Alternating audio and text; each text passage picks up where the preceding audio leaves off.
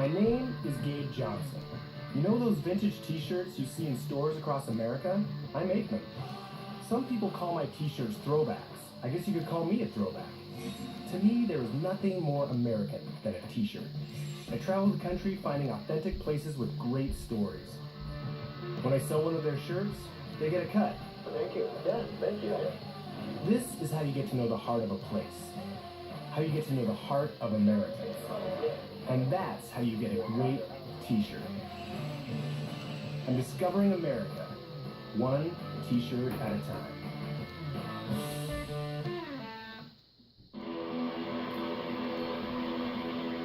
Today we're talking cars and motorcycles. I'm an artist and an entrepreneur, but I'm also a proud gearhead. So I'm hitting the road to find inspiration for my next round of teas in these wicked machines.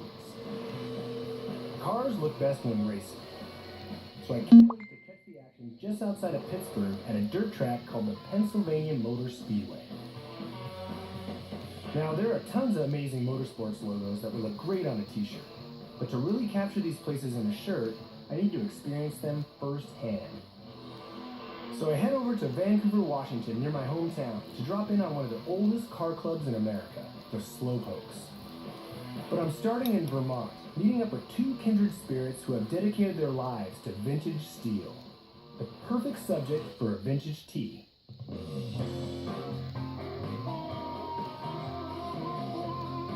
Motorcycles have a long history in this country. From the bikes that serviced our troops in World War I to the custom choppers of Easy Rider, motorcycles embody one of America's core beliefs: freedom. Vermont in autumn, this is paradise. I'm in the town of Brattleboro, nestled in the Green Mountains of Vermont. It's a cool, quaint town and apparently primed for ski season. I'm rolling with Josh Steele and Chris John. These guys run a great little bike shop called Vintage Steele. As much as I love riding through the fallen leaves on a picturesque New England afternoon, my idea of heaven on earth is this place.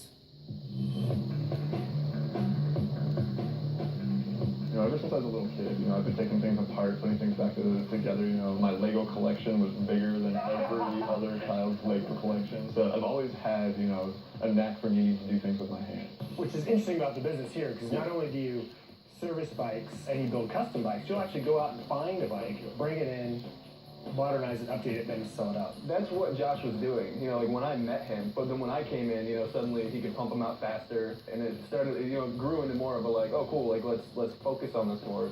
Josh started the business in his garage and was successful enough to move in here a few years ago. Now both guys are investing a lot of time to get it off the ground. Chris believes in it so much, he's been working practically for free so everything can go into growing the business.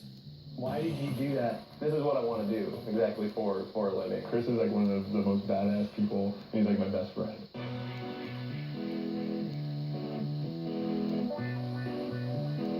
You've heard of house flippers, people who buy houses cheap, fix them up, and sell them for a profit? Well, these guys are bike flippers. Check out this Triumph right here. So what is this then? It's got a single carbon. What is that? Yeah, it's got to be an old 500. This is what Josh and Chris do. They buy beat-up bikes like this and make them look like this.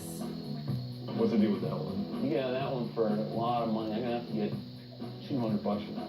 See, now you're talking their speed. For these guys, it's in their blood, and their method for success is pretty straightforward. We pretty much only buy things for $100. So where do you go to find these bikes? Yeah, well, we go all over the place. The best thing we do is we find barns. You guys have secret sources. Oh, yeah. Oh, yeah. And today they've agreed to take me to one. Richard Jarvis is the definition of a secret source. A former Marine with a serious motorcycle problem, he's got garages and barns filled with the most amazing bikes. I'll show you this one. This one is my Triumph 750 Bonneville. Oh, yeah. Oh, these are really cool and really pretty and shiny. I want to see the rusty crap that you have. The junk. You want to see the junk? It's easy to get overwhelmed here. I love pretty much all these bikes. But Josh and Chris are running a business. As much as they would like to take home all of them, they have to keep their eye on the bottom line. Bikes that they can make money on. Wow. What did you find good? It's a nice old CA-77. It's all there, it's all complete. Well, we've gotten much better at being able to look at a bike and figure out if it's actually worth our money. But there's always the unknown. We could always be like, oh yeah, this thing seems great. And get it back to the shop and it's totally wasted. Every bike is a gamble. Josh and Chris pick up a Honda CB500 in decent shape for $150. After they clean it up, my guess is that they'll be able to turn it around and sell it for around $1,000. While they're building their business, Josh puts all the money he makes back into the shop, and well, buying more bikes. And their strategy is evolving. Our tastes are getting broader. Now we're looking for more BMWs, Nortons, Triumphs, VSAs. Josh heard about a special bike that was for sale over a year ago by a local mechanic. He knows this will not be a $100 bike. There she is. The Norton Commando is a classic British bike from the 1970s. When this thing is cleaned up, it could be a real collector's item. But first, the negotiation. Well, so, we're definitely interested in the bike. Where are you at now today? 3,000. You told me 25 on the phone the other day. I put some work into it, spent some money on it, so. So what? Where does that leave us then? I don't know. Yeah. Make me an offer. I would be super comfortable with 2. Oh, no. Yeah. How about 25?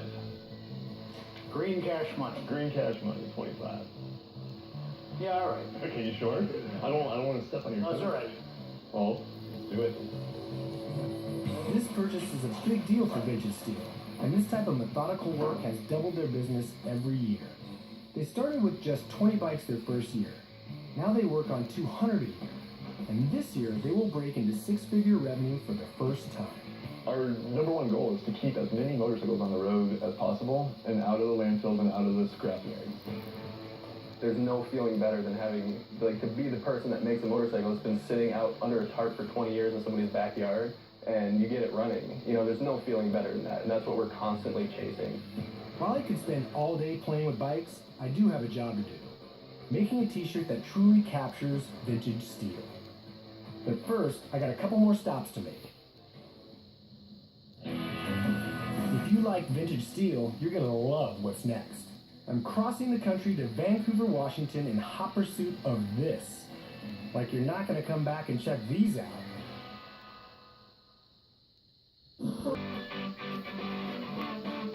I started this business because I love telling stories and I love making t-shirts. To find them, I basically live on the road, always on the hunt for authentic businesses and people who fuel the American spirit. And they are everywhere. As a gearhead, this is probably my favorite journey so far. I got to hang out with kindred spirits, wrench with some serious guys, and catch up on my drifting quota.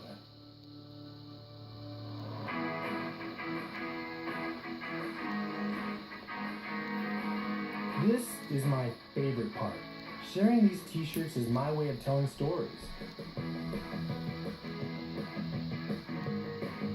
You know what members call slowpokes? The Brotherhood of Speed. Every Friday night since the late 50s, every Friday night they get together and these guys drink beer and talk about cars. Of course they love showing off their cars, but to a man, each guy said the best part of being a member is the friendship. Josh Steele started a bike shop because he loves motorcycles. But success really started when he found Chris, not only because he's a better mechanic, but because he found a partner with the same passion. Chris is one of the most badass people, and he's my best friend. And the pit crews at the Pennsylvania Speedway, they're all families. Chuck and his nephew, Justin and his dad. Everyone at the track loves winning and hates to lose, but none of it would matter if they couldn't share it with family and friends. Old school dirt track, like hard mud pack dirt track. These guys, their race teams there, and they're all kind of different levels of sophistication. The t-shirts don't just celebrate a bike shop or car